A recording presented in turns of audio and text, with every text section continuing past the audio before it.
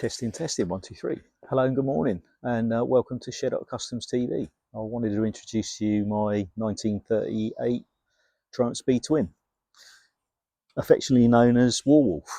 I bought this back in 2019. I'd been looking for this bike for over a year, so I saw it advertised in eBay and a couple of other places, and it really struck me as a very attractive bike. I've always been into girder forks and rigid rear end sort of bikes, so it seemed like the perfect match. And then I spent the next year chasing all over the place, trying to see if I could find it, trying to find the original advert, all that good stuff. And then lo and behold, I walked into a field at the Netley Marsh Auto Jumble, and there it was, and the deal was struck, and I brought it home, and here it is. So I've tried very hard not to restore this bike, so it's not quite in the condition that I bought it in, but I've tried to keep all of the original wear and patina, if you want to call it that the bike came with. What I've really done so far is maintenance work, so I've replaced wheel bearings. The engine was smoking quite badly, so it's had a top end rebuild, new valves and valve guides. The magneto was unreliable, so the magneto's been rebuilt, and then I've used it. So I've done quite a few events in it. There's some videos on the channel where it's at Castle Combe, so I've done 3 track days at Castle Combe. I've also done a hill climb in Germany at a place called Auerberg into 22, which was absolutely amazing if the weather had been good. So yeah, here it is, Warwolf. And the idea of the video is to sort of introduce you to the bike, and also to give you an idea about the jobs that I'm going to carry out over the next couple of months in preparation for next year, where I'm going to try and do a lot more events and mostly things on track. So there's a number of jobs that I need to carry out. The front brake makes some awful squeaking noises. Although I've changed the front brake shoes, we need to have a look at that, find out what's going on. The engine is okay, but I've never had anything done to the bottom end, and I've never taken it apart myself. And when you're on track, when you get above 4,500 revs, it starts to vibrate through the foot pegs quite a bit, and I'm not sure whether that's what this bike should be like or whether it's a problem. So to try and alleviate that, we're going to build a brand new engine for this bike, with the idea of providing some performance, or more performance. It's got a TT9 carburetor on there at the moment, but it's never been really jetted correctly, so it tends to be a bit black and sooty in the exhaust, so it's running a bit rich, and despite all my best endeavours so far, I've not got that any better. So potentially what I'm trying to do is, once the engine's done and I've done a few of the other jobs, we'll take it along to a rolling road and see if we can get the carburetor set up a little bit more. Not looking to sort of squeeze any mega performance out of it, but just trying to get it to run better, so it runs more efficiently. And you know that it's not going to be running lean at the top end. So one of the first things I'm going to do is take the engine out.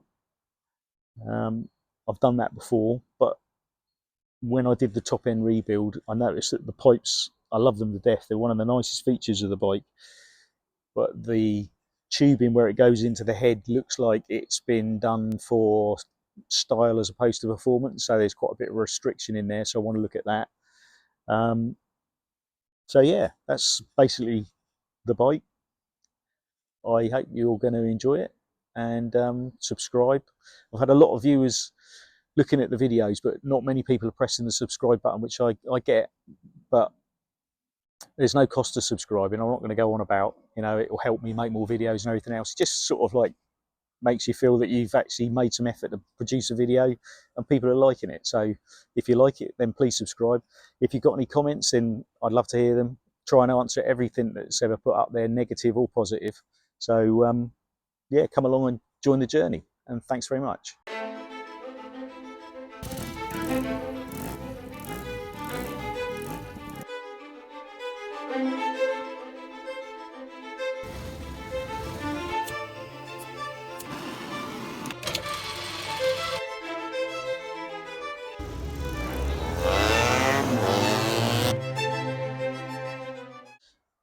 So I thought I'd bring you in a little bit closer to show you a little bit more about the bike. So it's got quite a nice clutch setup. That was one of the other modifications I made. So it's had a brand new aluminium clutch basket and replaced some of the plates at the same time. It's got like a rear setup, which I made the rear foot pegs to try and help with that. I mean, a proper competition Triumph for this age would have what they call a competition rear frame, which would have foot peg mounts that were more in a rear set position. I've actually used the pillion footrest position to hold the foot pegs. As you can see, it's very grubby, the engine. Despite my best endeavours, it's never really been very oil tight, which I understand is maybe a Triumph thing. But this particular engine is run on Castrol R all the time. I owned it and the previous owner, and as you can see, it's fairly well deposited around the outside of the engine. I put the fiberglass belly pan on the bottom just as much to sort of stop it getting on my back tyre as when it was going on the track days. I didn't want to end up putting any oil on the track, although it doesn't really spill out that much oil. It's not the best. One of the best features about this bike is the girder forks, which I absolutely love. Love the style of this bike.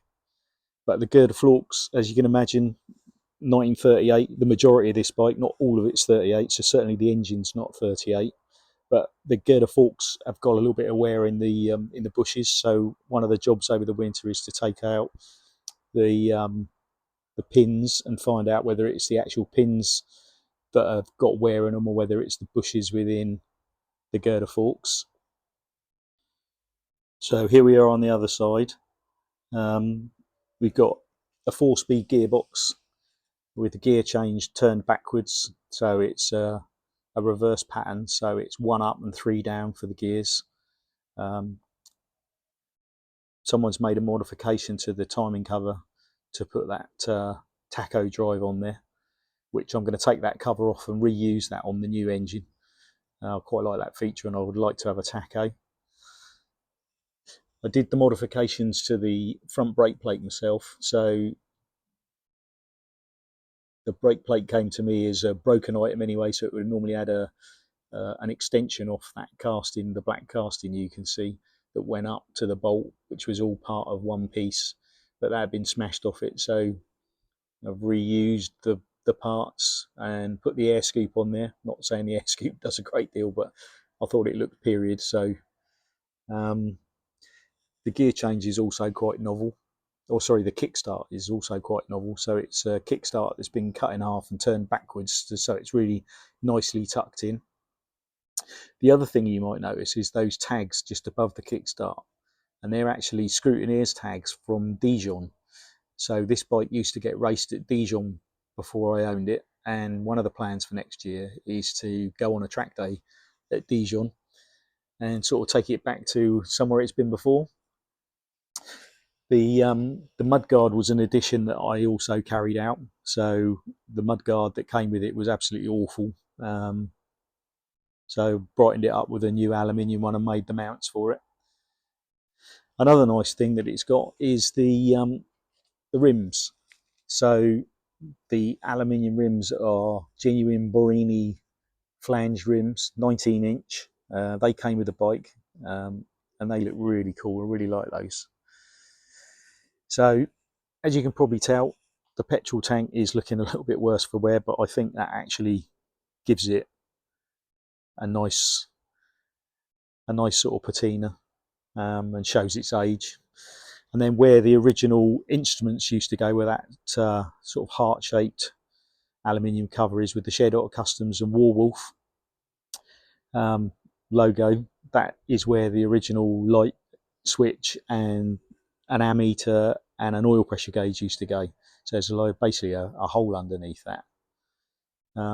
We got a nice little tacho, Smith's one. Be nice if I could get a chronometric type tacho, but haven't looked into that yet. But that's something else that is a possibility. The Dunlop saddle. So I bought the saddle cover and then basically made a frame to fit it on. So and then someone, very nice person, was watching some of the things I was doing and ended up giving me that lovely Dunlop badge from an original seat, which finishes it off nicely.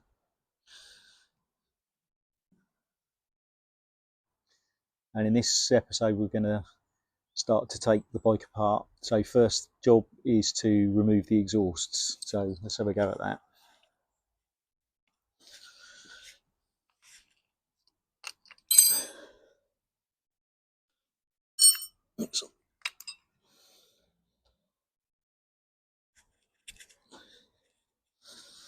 So you might be able to see, or you might not, that there's quite an extensive use of lock wire on this bike, and I don't know whether that's really due to the vibration or whether that's just the way these bikes are, but a lot of the parts have been lock wired on so that they keep falling off.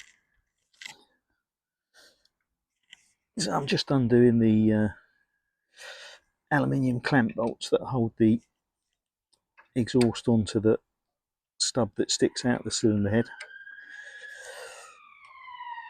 I know you can't see that because you're too far away, but just to let you know what's going on.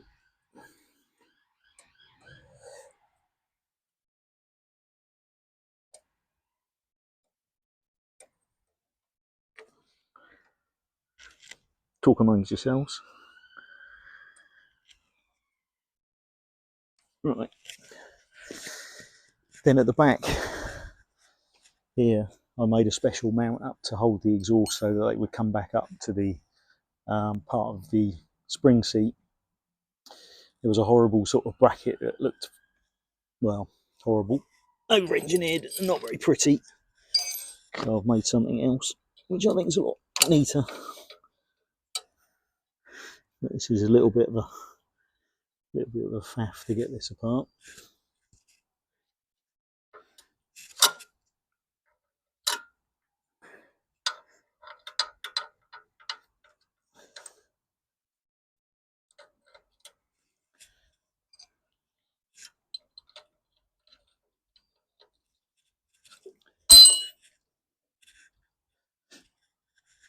All tools.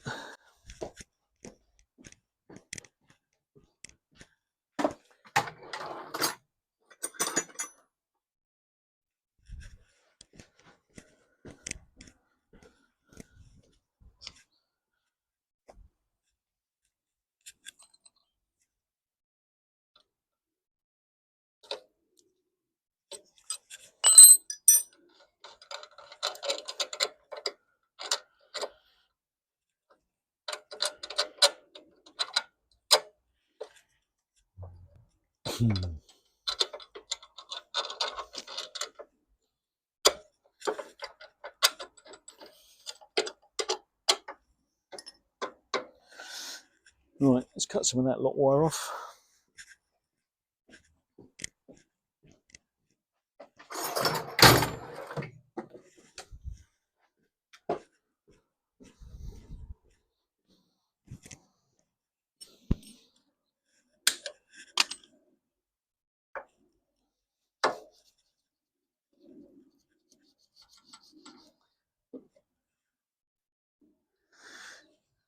This one. Everything's covered in Castrol R. So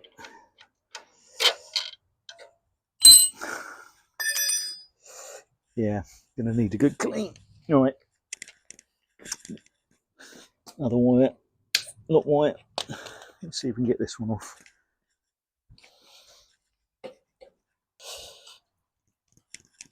Hopefully we won't have to resort to a hammer.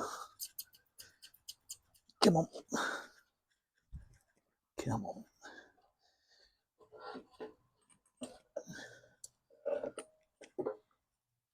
Right. And there it is. Right, let me bring you on the camera and I'll show you what I mean about the exhausts. So, I don't know how well you can see that inside the exhaust, but you've got one tube coming into another, and that's quite a big restriction in my book, so I like to fix that. I don't know if this one's quite as bad. Certainly a tube within a tube, which is not ideal. But the other thing that I've done previously is at the end of the exhausts, I put a slip-in baffle in there. So when I was going to Castle Coombe, one of the things to bear in mind was that you needed to meet the noise restriction, which was 105 decibels, and this was way louder than that without any baffles in. So we're down to about 103 now with these slip-in baffles, so they seem to be working quite well. So well, I'll stop it there, and we'll get some tools ready for the next part. Right, carburetor. So just going to nip off the fuel pipe.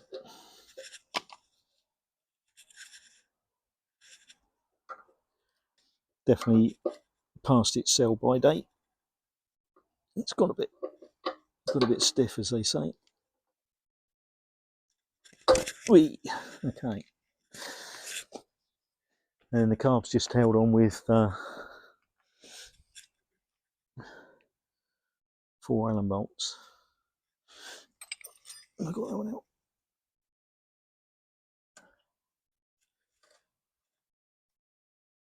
So you could run this engine with twin carbs, but this has got a, as you can see, single carb manifold, taking the 2 ports from the head and bringing it into one for the 1 carburetor.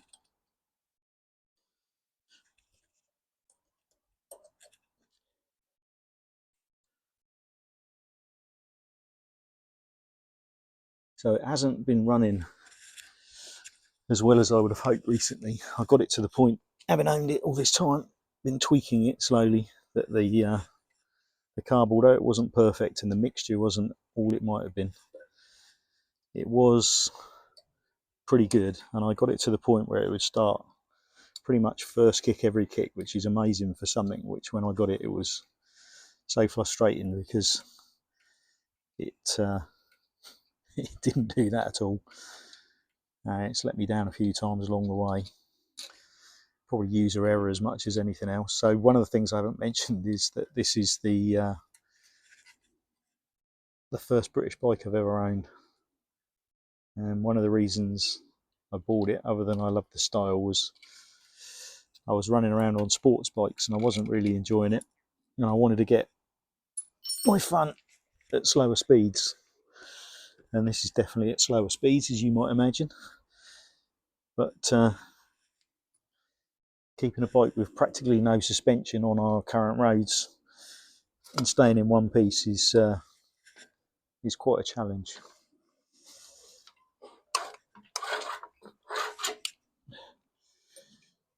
So I'm hoping you can see that, but that's the adjuster, and it doesn't actually thread into that, so I don't know whether that's the wrong adjuster and I need to get another one, but that is not the best. And as you can see, carburetor is looking decidedly grubby and covered in Castrol R. So one of the jobs is going to be to give that a really good bath and give it a clean, and see if we can make that a little bit more presentable. I'm in a bit of a quandary with this bike to a certain extent, because part of its appeal is its patina and its condition, and the fact that everyone seems to love the fact that it looks like a bike that's just been pulled out of a hedge, which I get, and I like that as well. But the other part of me, which is an engineer, doesn't like the fact that it's covered in oil and looks terrible and looks like no one cares for it. And I do care for it, but I think in my mind I've always had this plan that I was going to change the engine. So there's no way I can put back an oily, grubby engine. Once it goes back together, it's going to be all nice and clean and shiny, which is going to be a bit of a shame in some respects. But you know, although I own this bike, I sort of see it as I'm a custodian, and it's just going to be another part of its life. And the new engine is going to go on to give it a new life, and I'm going to keep the original engine, although it's not the original engine for the bike. Not exactly sure what age that is, but it's sort of 40s, 50s sort of vintage. I'll keep hold of that, and could go with the bike if it ever gets sold in the future. So yeah, it's going to be a bit challenge, but basically everything's got to be clean before it goes back together again. If it leaks oil, then so be it, but I'm going to start by making it as clean and as tidy as I possibly can before it goes back together. So let's get this catch bottle off, which is another thing that looks lovely. Nice original part that came with the bike. I don't know where it came from. It's aluminium, although as you can see it's been lock wired on. It definitely got a story to tell. So then I'm going to clean that, but I'm not going to try and clean it too much, just to make it look a little bit more respectable. It's practically just a little dribble in there, so although the bike isn't running at its best, it's still running pretty well, that it's not got any oil in the bottom. Okay, let's move on to the next bit. So as you can see in the picture, that's what you can expect if you join me for episode 2. Thanks for watching, and don't forget to like and subscribe, and I'll see you next time.